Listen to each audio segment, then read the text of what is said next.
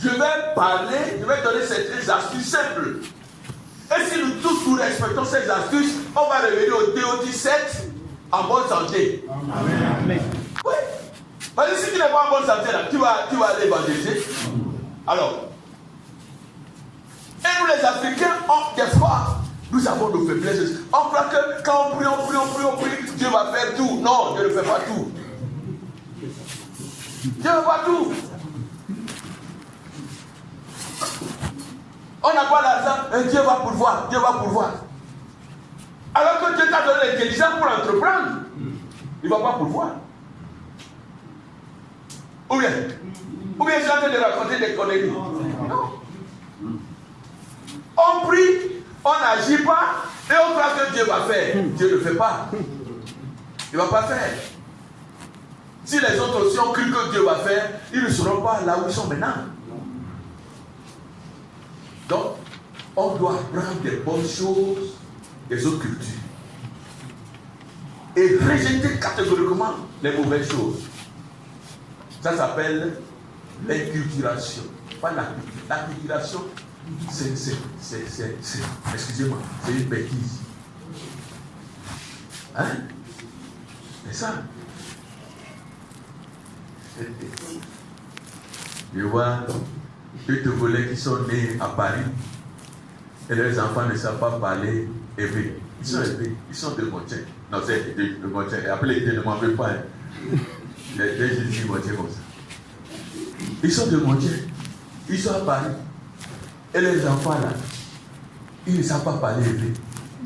Ils roulent le Air français.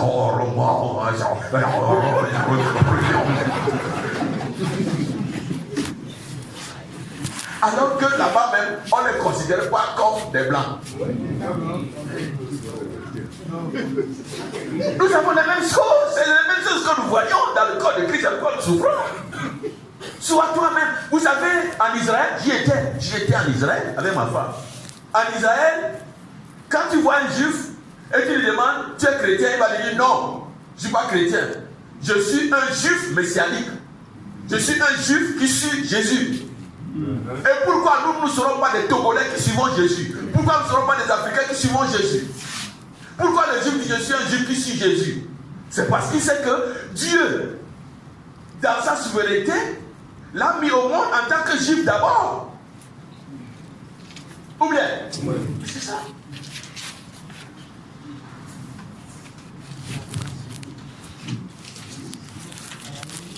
Acte chapitre 2.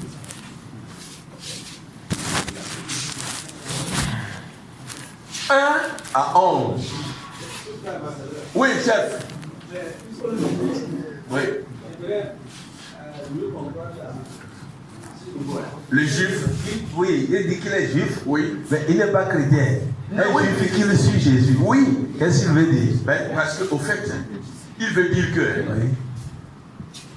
Il veut pas dire, il veut dire que lui là, il est de nationalité juive d'abord, Oui. avant de suivre Jésus. Le chrétien, c'est un mot vague, non? Il veut dire, je garde mon identité juive. Parce que Dieu, là, il a su pourquoi il m'a mis au monde en tant que juif. Vous comprenez? C'est pour ça que eux, les juifs messianiques, ils ne vont pas avoir des choses d'autres cultures avec eux. Vous comprenez?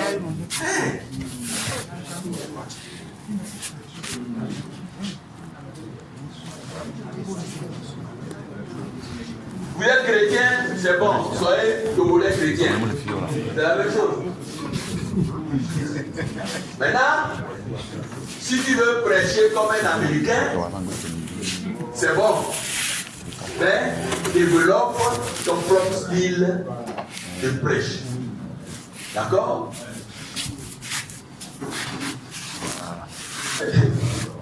Vous allez voir certains pasteurs, vous parlez comme ça. Quand il prend le micro pour prêcher, il veut ressembler à quelqu'un. Il veut parler comme quelqu'un. Mais c'est une crise d'identité. Donc le juif qui dit je suis juif messianique, lui n'a pas de crise d'identité.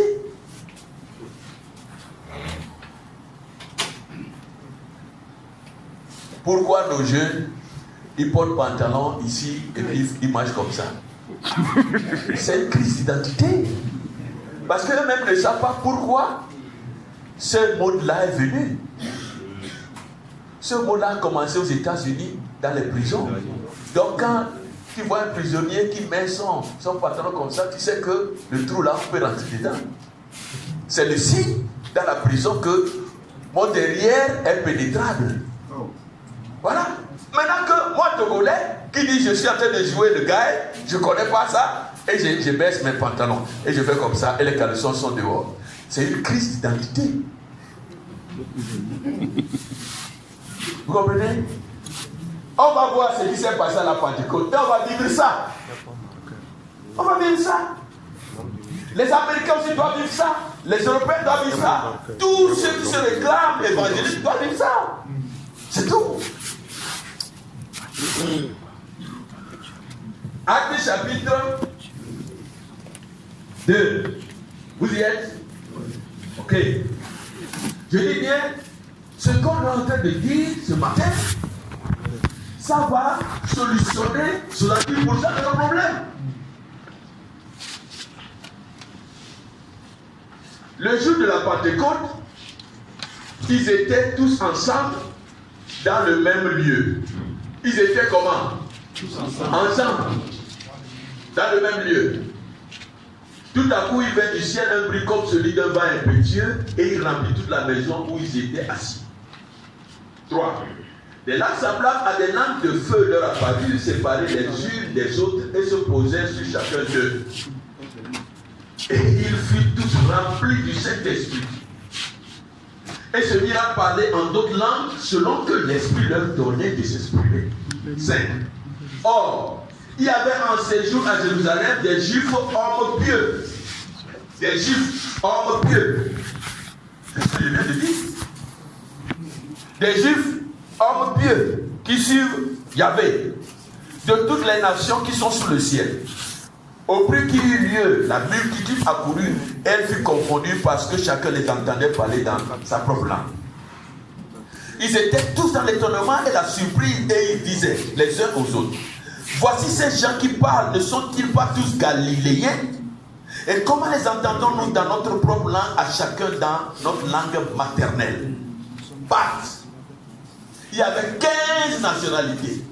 Vous voyez, Babel a dispersé. La Pentecôte est en train de faire un creuset. Pâques 1, Mède 2, Élamite 3. Ceux qui habitent la Mésopotamie 4, la Judée 5, la Cappadoce 6, le Pont 7, l'Asie 8, la Phrygie 9, la Pamphylie 10, l'Égypte 11, le territoire de la Libye voisine de Cyrène 12, et ceux qui sont venus de Rome 13, juifs et prosélytes, Crétois 14 et Arabes 15. Comment les entendons-nous parler dans nos langues des merveilles de Dieu? Si tu es Kotokoli là-bas, si tu es juif, vous savez qu'ils étaient dispersés partout. Et quand ils sont dispersés là, les juifs, ils ont leurs caractéristiques. Quand ils se dispersent là, ils vivent en vase clos. Ils sont là pour contrôler l'économie, mais ils ne marient pas vos filles. Vous ne pouvez pas marier leurs filles, ils vivent en vase clos. Vous savez pourquoi? Ils veulent garder leur identité. Vous comprenez? Et ils savent bien parler votre langue parce qu'ils sont nés là-bas. Et toutes les nationalités là sont allées à la Pentecôte, la fête juive. Et c'est ce jour-là que Dieu a choisi souverainement d'envoyer le Saint-Esprit qui est tombé sur eux. Vous voyez déjà? Donc, il y a ici l'unité. D'accord? Il y a l'unité. Verset 41. On est là? Oui. Ceux qui acceptaient sa parole furent baptisés. En ce jour-là, le nombre des disciples augmenta d'environ 3000 âmes. Ceux qui acceptèrent sa parole, la parole de Jésus, furent baptisés. Et le nombre est 3000. Vous imaginez? Qu'est-ce qu'il faisait? Qu'est-ce qu'il vivait? Mais c'est ce que nous allons vivre aussi, c'est tout. On dit, il persévérait dans l'enseignement de qui? Les apôtres. Si Jésus n'a pas enseigné quelque chose, les apôtres ne l'ont pas enseigné, ne l'enseignons pas. Taisons-nous. Si Jésus a fait quelque chose, les apôtres ont fait quelque chose, alors faisons-le. Voilà la première chose qui vient nous troubler. Parce que tu vois des choses, tu es troublé. Mais il a trouvé ça où? Il a inventé. Et s'il a inventé, ça ne va pas durer. Vous les Togolais là, on était ici, non? Il n'y a pas de comment dire, bazooka fire. Tournez vers la mer, bazooka fire. Bougoum, bougoum. C'est où maintenant? C'est où maintenant? C'est pas qui? Ah oui? Ah oui? C'est ici on est, et puis quelqu'un vient de Cameroun, il dit Kadena. Kadena, vous vous souvenez? C'est où maintenant? Lui-même il a fui ici, il est parti au Gabon, il a encore fui. Il a trompé les anciens ici, et sa femme a signé le divorce. Non, il faut signer le divorce parce qu'il s'est marié, et il s'est marié avec quelqu'un là-bas avant de se marier. S'il le divorce, il va aller gagner le procès pour venir. Or, il les a tout mis dans le panneau. Cadena, on invente les choses et on avale. Et toi aussi, tu ne vis pas dans la parole de Dieu. Hein? Tu vas souffrir inutilement. Vous savez, quand il y a la disette, la famille, et on a faim, ça se comprend. Mais quand ton magasin est plein de nourriture et tu as faim là, ben, tu as faim inutilement, tu vas mourir bêtement.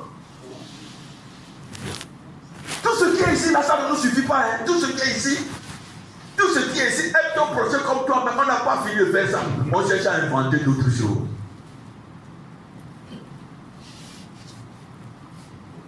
C'est là nos problèmes. Alors que Dieu a tout fait. Jésus a mouru à la croix. La dernière parole qu'il a prononcée, c'est tout est accompli de Télestai. C'est-à-dire, j'ai mené tout à l'achèvement. Viens seulement, dis oui, et puis moi, je vais te prendre en charge. Et toi, tu as dit oui, et lui te prend. Son business, c'est de te prendre en charge. Il est le bon berger. Son boulot, là, c'est qu'il lui veut te nourrir. Il dit non. Moi-même, là, je vais chercher des pâturages. Moi-même, je suis fort. Mais c'est comme ça que tu vas souffrir. Parce que c'est lui qui t'a créé, c'est lui qui t'a recréé en Christ. Pour faire quoi? Pour les œuvres de la foi que lui-même a préparé d'avance pour que toi tu marches dedans. Vous n'avez pas vu Salomon? David a préparé tous les matériaux. Et lui là, qu'est-ce qu'il a fait? Il est rentré dedans. C'est différent. Maintenant, on dit non. Moi-même je vais fabriquer les matériaux. Je vais inventer des choses. Je vais inventer des déclarations. Je l'ai toujours dit et je le répète. La foi, ce n'est pas ce qu'on déclare, ce qu'on décrète. La foi, c'est ce qu'on entend et ce qu'on vit. La foi vient de ce qu'on entend. Et la foi, c'est la vie.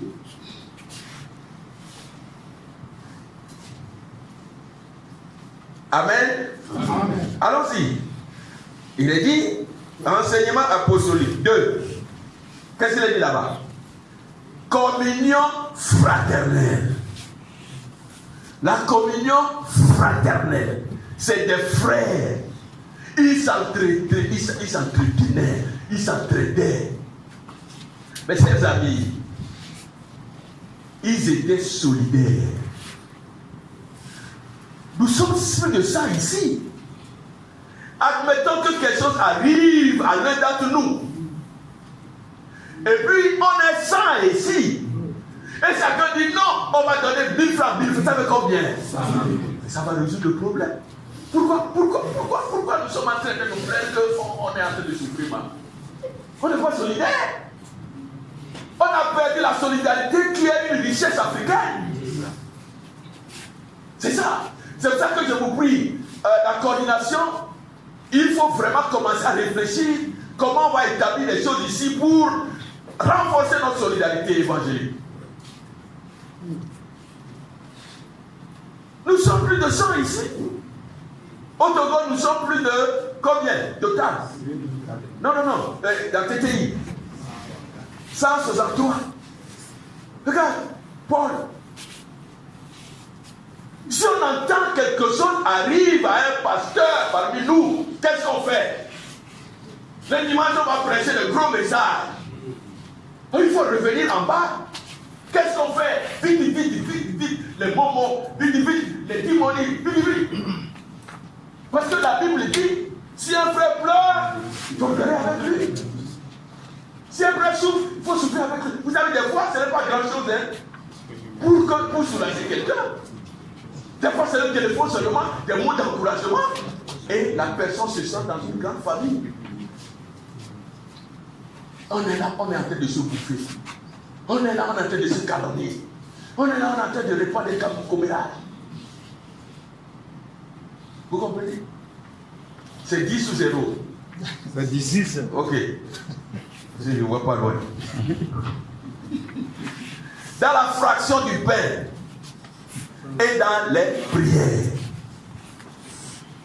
Ensuite, verset 44. Tous ceux qui croyaient étaient dans le même lieu et ils avaient tous en commun unité. Verset 46. Ils étaient chaque jour tous ensemble assidus au temple. Ils rompaient le pain dans les maisons et prenaient leur nourriture avec joie et simplicité de cœur. Je vais terminer avec cette illustration qui concerne l'harmonie et l'unité. Je ne sais pas si je l'ai déjà dit ici. Si je l'ai déjà dit, la répétition est pédagogique. Le cheval le plus fort du monde, c'est le cheval belge. Le cheval de la Belgique. Parmi tous les chevaux du monde, c'est le cheval belge qui est le plus fort. Un seul cheval belge peut tirer 400 pounds, ça fait 180 kg environ. 181 kg. Lui seul. Mais suivez-moi bien. Quand on les met à deux, quand ils sont à deux, combien croyez-vous qu'ils vont tirer à vos calculatrices? Ça veut combien? 181 fois 2, c'est faux. C'est 1600. 4 fois. Quand ils sont ensemble, oui, ils vont tirer 4 fois. Ça dit 725 kilos, les deux vont tirer. Suivez-moi bien. Et quand ils tirent cette lourde charge, vous savez ce qu'ils font? Quand l'un expire, l'autre fait quoi? Expire.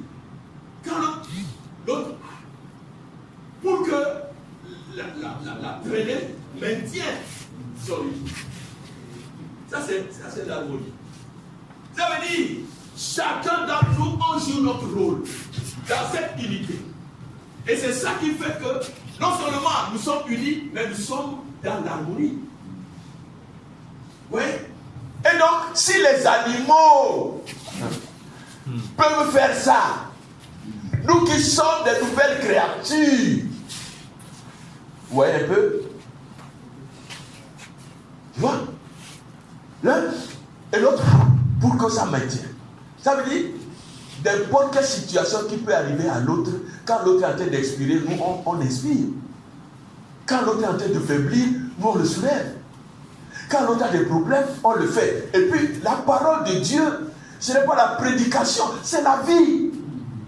On vit la chose. C'est-à-dire, nous sommes des gens qui doivent se relever. Nous sommes des gens qui ne devraient pas être tranquilles quand un frère, un pasteur est en train de souffrir. On ne doit pas être insensible.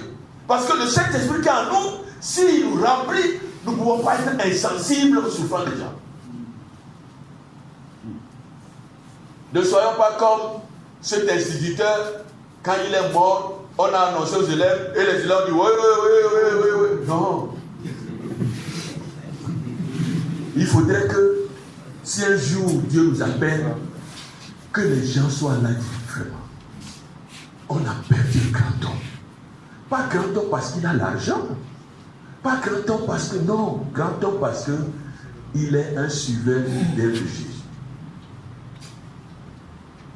C'est-à-dire, c'est quelqu'un qui fait quoi? Qui flash dehors l'amour qui a été versé dans son cœur à sa renaissance. Romains 5, 5 à 8. Dieu a déversé dans notre cœur lui-même son amour. Dieu est amour. Et ça va faire que par cet amour, nous avons produit le fruit du Saint-Esprit, qui est un seul fruit. Vous voyez, mes chers amis, je vais m'arrêter ici. Demain, par la grâce de Dieu, on va amener les choses pratiques qui vont nous aider à être encore plus solidaires. Et comme ça, chacun saura qu'il est dans une famille. Le livre des Actes dit, il n'y avait aucun indigent parmi eux. Il n'y avait aucun indigent. Pourquoi il y a des indigents maintenant dans nos églises? Parce que nous avons jeté dehors la solidarité. La solidarité africaine. La sagesse qui est dans notre culture. Pourquoi? Parce que maintenant on a Internet. On a les réseaux sociaux. Quand ma maman veut venir chez moi, il faudrait qu'elle m'appelle d'abord. Ma maman. Ancien, là, qu'est-ce qu'on faisait? Tu débarquais dans la maison de ton frère. Hein? On dirait que les téléphones, tout ça, là, sont venus gâter les bonnes choses de notre culture. Maintenant, il faut tu arrives. Ah, pourquoi tu n'as pas appelé? Pourquoi tu as... Retourne. Et nous, quand on parle de famille, là, est-ce que moi, ma femme, mes enfants, c'est ça la famille africaine? Non. Donc, si quelqu'un vient te dire, non, c'est ça, c'est la famille. Non. Nous, là, c'est pas comme ça. Et je vois chez les Juifs aussi, c'est pas comme ça. Donc, si c'est la Bible que tu m'amènes là, il faudrait que toi-même tu vives la Bible. Amen. Moi, ma famille, c'est les oncles, c'est les... etc. Mes oncles, mes neveux, mais c'est la grande famille. Moi, je suis né dans le nez, c'est notre grande famille. Oui. Amen. Amen. Que Dieu nous bénisse. Qu'il continue de nous donner d'être solidaires, d'être unis et dans l'harmonie. Chacun joue sa partition. Et alors il y aura la symphonie et non la cacophonie. On prie.